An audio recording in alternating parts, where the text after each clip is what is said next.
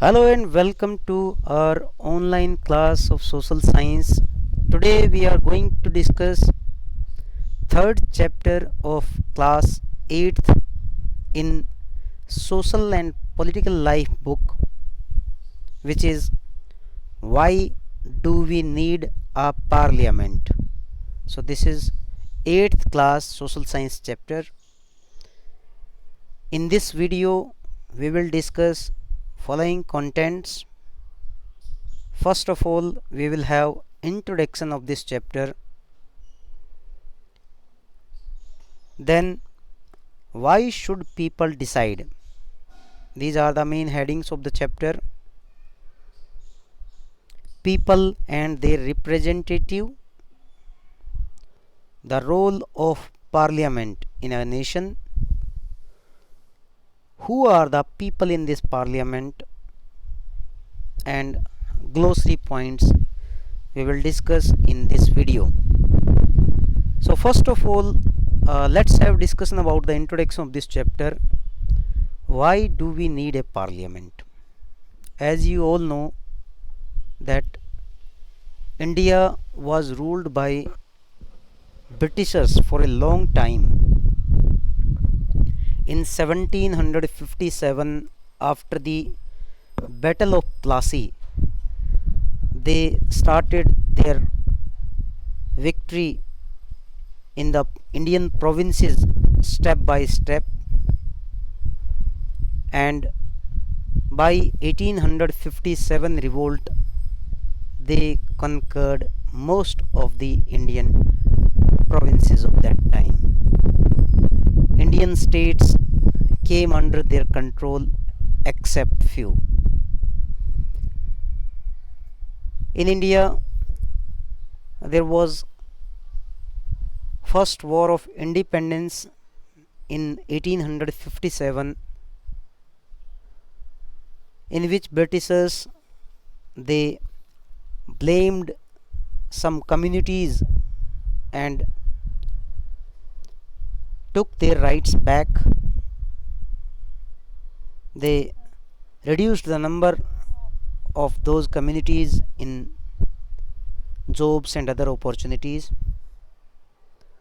But in 20th century, when two world wars took place, that time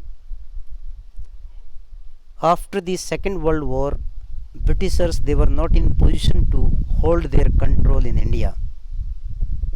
Ultimately they sent cabinet mission in 1946, which gave approval of Constituent Assembly. By this Constituent Assembly, now Indian people they made their constitution, and this Constitution of India was enforced on 26th of January 1950. By this Indian Constitution, in India we established democratic government.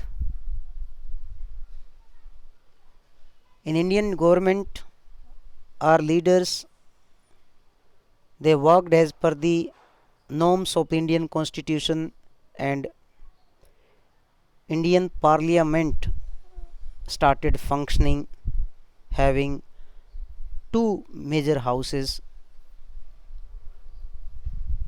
Rajya Sabha as a upper house and Lok Sabha as a lower house, although President is also part of Indian Parliament. So first we will discuss why do we need parliament, what is the need of this parliament. All these things we will discuss in this chapter. First, let's start with the first point of this chapter, that is why should people decide. So here, as you all know, that our country got independence on 15th of August 1947. This independence was not a single day or 2 days effort. It was a long struggle of Indian freedom fighters, because they had views of freedom, liberty, equality in their mind. They had a dream to see Indian people enjoying freedom, equality, liberty, justice. For this purpose, these constituent assembly members decided that people should be given power in a nation. They realized that monarchy or dictatorship government is not a good government for the people of India. Ultimately, you can see in the next slide, in 1885 also, Indian National Congress, this is the background that from where Indian leaders decided their participation in lawmaking process, elected representatives. In 1885, Indian National Congress members, they also demanded elected members in legislative assemblies.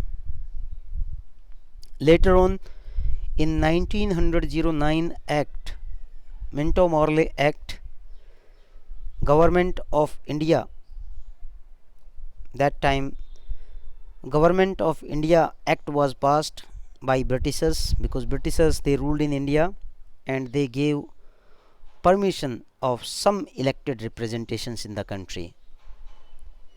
If you remember, in 1909, Muslim community got separate electorate in the nation. In our constitution, as I told you, that constituent assembly makers, they had a broad aspect, they had a broad vision of future. They decided that power of the country, that should not go in single hands, it must be in the hands of people. Ultimately, they framed the structure of a democratic government, where government should be ruled by the people, for the people, and of the people, where government is accountable for the people, responsible for the people, and which is considered as a legitimate government, which works as per the rules and regulations. So this was the vision of Indian freedom movement leaders. They decided that people must be given universal adult franchise. Meanwhile, you can note down this point, this is very important. Universal adult franchise refers to right to vote to the people who are 18 years and above in the country. People can cast their vote without any discrimination on the basis of gender, religion, caste, creed, etc. That freedom was given to Indian people. Coming to the next important para of this chapter, people and their representative. Here people and their representative, here it refers that in Indian Parliament there is a provision of elected representatives and nominated representatives. So first of all, we have to understand that representatives are the people who are chosen, who are elected by the people from different constituencies, or who are nominated by president in Lok Sabha and Rajya Sabha. So these representatives, they are representing the people of their constituencies. Here let me tell you that constituency refers to a geographical area having a number of votes which is decided by the election commission. So it was decided that representatives of the people, they will be the part of Indian Parliament, and they will form the government, control the government, and guide the government of the nation. These representatives will look after the safety, security, and development of the nation. Here we have third important para of this chapter, role of the parliament. What is the role of parliament? Or in simple words we may say, why do we need parliament in a nation? What is the role of parliament in our country or a democratic nation? This question may come in different forms,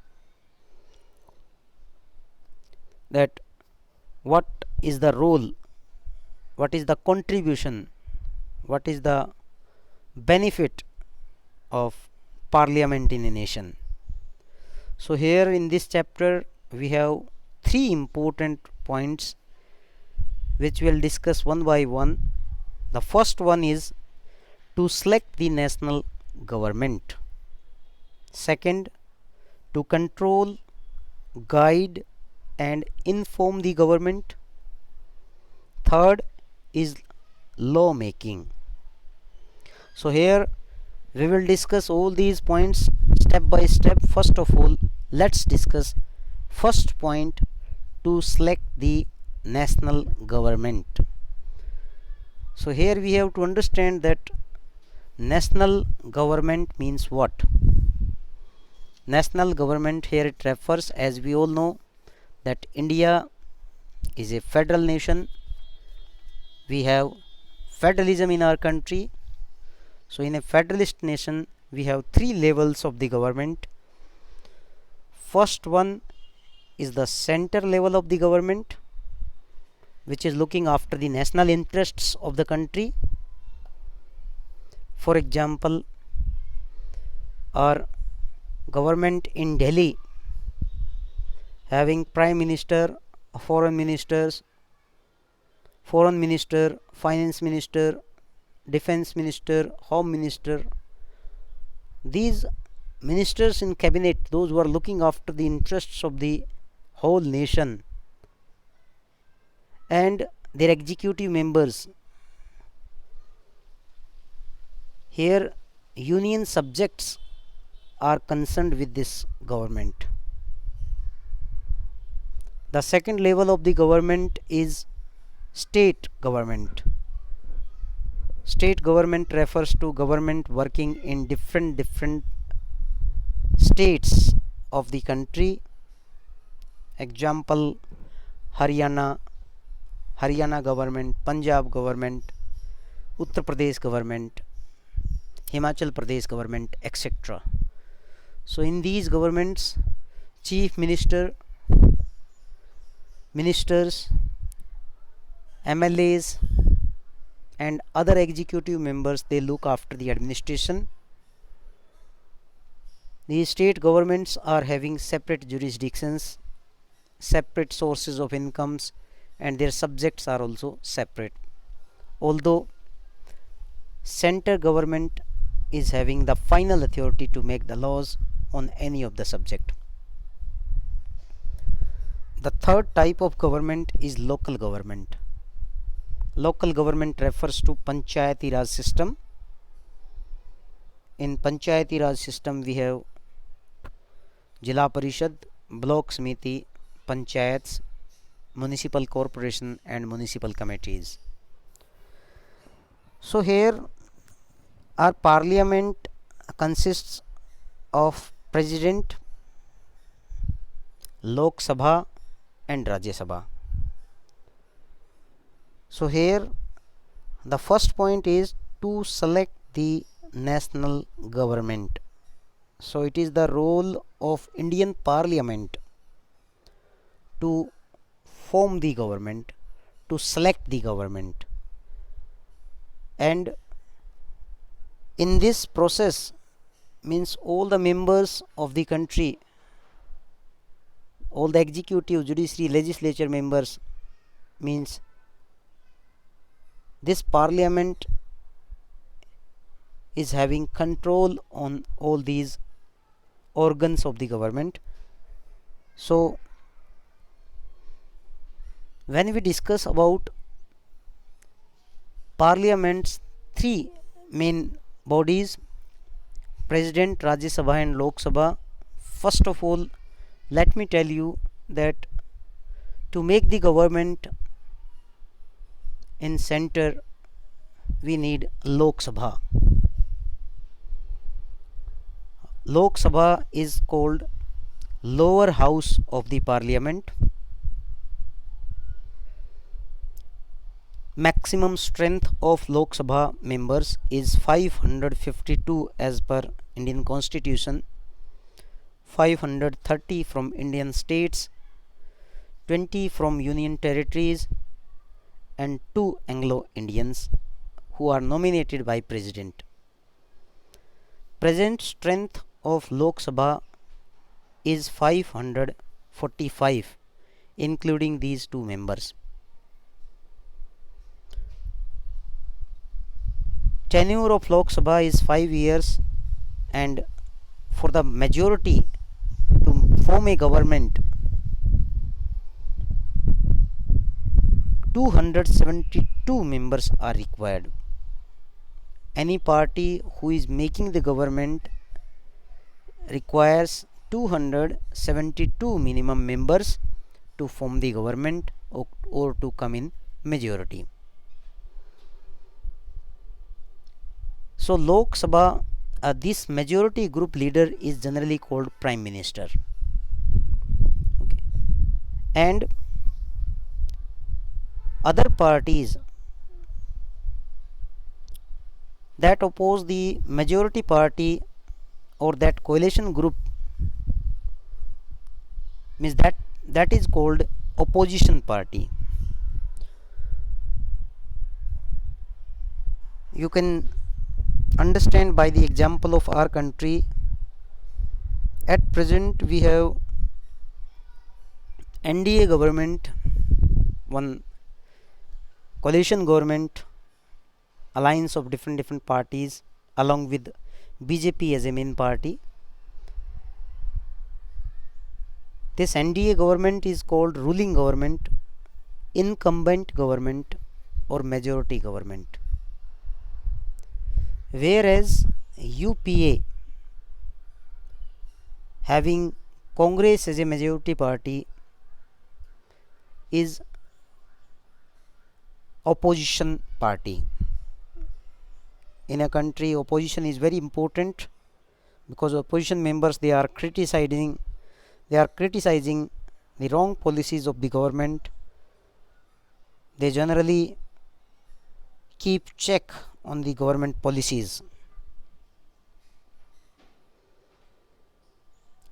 In this government we have some executive members. These executive members are of 2 types, political and permanent executive, those who are running the government. Political executive refers to Prime Minister, members of parliaments, etc. And in permanent executive, those members, those who are elected for a certain period of time by the boards, Union Public Service Commissions, state commissions, etc. So these executive members are the group of persons who work together to implement the laws. Implementation of the laws of the parliament is the duty of executive members. Here I told you that two types of executives are there, permanent and political. So these executive members are implementing the laws in the nation. Prime Minister of the country is the leader of the ruling party in Lok Sabha. He or she selects ministers to work with him or her, or to implement the decisions of the nation. As you can see that our Prime Minister is taking decisions in consent with other leaders of the nation. These ministers are given charges of different areas. For example, one is given home ministry, one is given defense ministry, one is given finance. Those who are expert in different fields, they are given charge of those subjects. Now coming to next part of our parliament, that is Rajya Sabha. This is the chapter's content. We are discussing each and every content of the chapter given in this book. In Rajya Sabha, maximum strength is 250, 238 from state assemblies, and 12 those who are excelling in different fields like sports, education, science, technology, etc. If you remember, famous superstars, sports persons, means they are nominated by president as a member of Rajya Sabha. Present strength of Rajya Sabha is 245. 245 is the present strength. Out of them, 233 are from legislatures of different states, and 12 are having excellence in different fields. Just like you can say Sonal Mansingh, Sachin Tendulkar, those who are appointed on the basis of their caliber. Tenure of this Rajya Sabha is 6 years. It is considered as a permanent house. It is also called an upper house because it never dissolves one time. 1/3 member of Rajya Sabha gets retired after 2 years when they complete their 6 years of tenure. So Rajya Sabha is one of the important part of Indian Parliament. All the bills except the money bills are can be introduced in Lok Sabha or in Rajya Sabha, and when any bill is discussed, when there is voting on the bill and it gets majority of votes, then it goes to another house, and after the signature of president of the country, it becomes law for the nation. Here we have another point of this same para, that is the coalition government. Coalition government refers to a government in which a single party is not making the government. Government is formed by two or more than two parties. When a single party is not getting majority, it joins other different political parties to make the government. Then it is called coalition government or alliance. Just like NDA and UPA, these are two coalition governments. Regarding the constituency, this word came again and again. So regarding constituency, you can say that our country is divided into different geographical areas for the purpose of elections. having a decided number of voters. This geographical area may be large or small, as you can see that in Delhi, where the density of population is high, these areas are very small.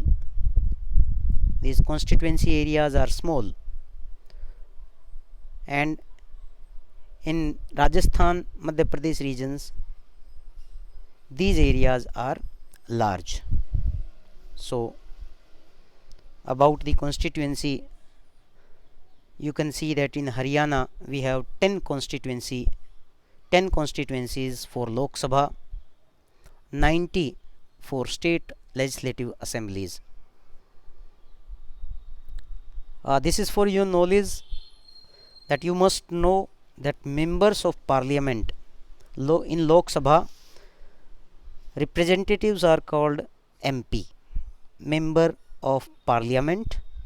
In Rajya Sabha also they are called member of parliament, whereas in state legislative assemblies they are called MLA, member of legislative assembly.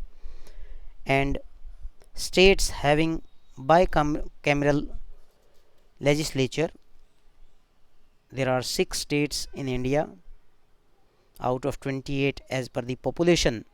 In those states we have state legislative assembly as well as state legislative council. So in these state legislative councils we have MLC, member of legislative council. Second function of Indian Parliament, as we discussed first, that the first major task of Indian Parliament is to select the national government, or these Rajya Sabha, Lok Sabha, Prime Minister, all these members. The second one is to guide, to control, guide and inform the government. As you all know that Parliament's role is very important in a nation. All the decisions of the country are taken by the parliament members because they are the representative of the people from different constituencies. Whole nation is divided into constituencies and they are representing the people. So their role and contribution is very important. So they control, here control, guide and inform the government refers to that they control the situations, they control the government, means these parliamentary members, because when parliament proceeding starts, it has question hours in between. The question hour is one of the important mechanism through which MPs of Lok Sabha or Rajya Sabha, they can ask information about the working of the government, what the government is doing. They can put up their questions. Random questions are asked in that about the functioning of executive members, about the shortcomings of the government, about the decisions of the government. Opposition party as well as ruling party members, they ask questions. So by this way they keep check on each other, they control the activities of the government. These parliamentary members guide the executive members of the country to run the country in a smooth manner by making the laws. They make the laws, check the laws and sometimes repeal the laws which are given in the constitution, which are against the humanity. Sometimes this amendment procedure also take place by 2/3 majority of the parliament members. So opposition party is mainly playing an important role, crucial role in the functioning of the government, because incumbent or ruling government is always having a fear of criticism by the opposition if they take wrong decisions, if they do not take good decisions for the nation. So controlling, guiding and informing Parliament is the key aspect of the functioning of Indian democracy. As you all know that democratic government can be possible only when parliamentary members, they have control, representatives, they control the government, they guide the government, discuss all the important issues in the parliament, debates take place in the parliament, all these things happen in the parliament, then only our government can function properly in a democratic nation. The third point of this chapter related to the role of parliament is lawmaking. As you all know that we have discussed in the previous slides also that parliament is a lawmaking body. Laws of the country by which a country is governed are made in Indian parliament for the welfare, for the, you can say, good of the people, for benefits of the people, for development of the nation, for, you can say, safety and security of the citizens of the country. This parliament is making laws. So this law making process is done by both the houses, Lok Sabha and Rajya Sabha. Generally simple laws, except the money bill, can be introduced in any of the house, then it is passed with the majority of votes, and later on president signs the bill and it becomes the law for the nation. It is implemented by the executive members, and later on, you can say, if there is any problem, then judiciary interferes in those matters. Coming to the next slide, that who are the people in the parliament. So generally we have discussed in previous slides that president, Lok Sabha members, Rajya Sabha members, executive members, those who are functioning in the country, those who are looking after the welfare of the country, are the members of the parliament, along with some supporting staffs. In this chapter we have another para that is related to the reserved constituencies, because in the Indian parliament, along with the general seats, some seats are reserved for the SC and ST, scheduled castes and scheduled tribe people and their representatives, because these people have been marginalized, they have been deprived from their rights from a long time, from the ancient period. So some of them, they do not have required resources to win the elections against the rich people or the people who are having good resources.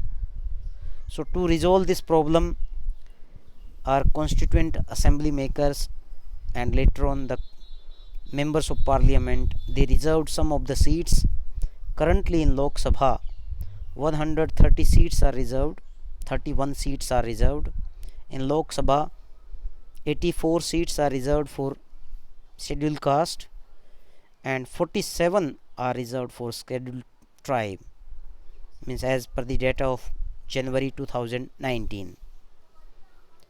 Although 1/3 seats are reserved for the women candidates in rural and urban local bodies. Here we have point of discussion that after the independence of the country from last many years, now it is, you can say, 2020. So after 70 years also in the country, there is no equal representation of women in the parliament. 60 years ago, only 4% MPs were women in the country, and now it has not increased much as per the expectations. Women reservation bill was introduced again and again in the parliament, but it was not supported by the members. So here it is the time to give equal representation to the women, that has to be you can say discussed, and it has to be implemented as a reform for the nation. So we have discussed about the Indian Parliament and the parliamentary procedure, who all are the members. Points which were given in the content we have discussed, although there are many other points which can be discussed about the Indian Parliament. So in the forthcoming chapters we will discuss those points one by one. Keep watching these videos and improve your knowledge in social science with me. I hope that you are enjoying. Thank you very much. You can give your feedbacks too.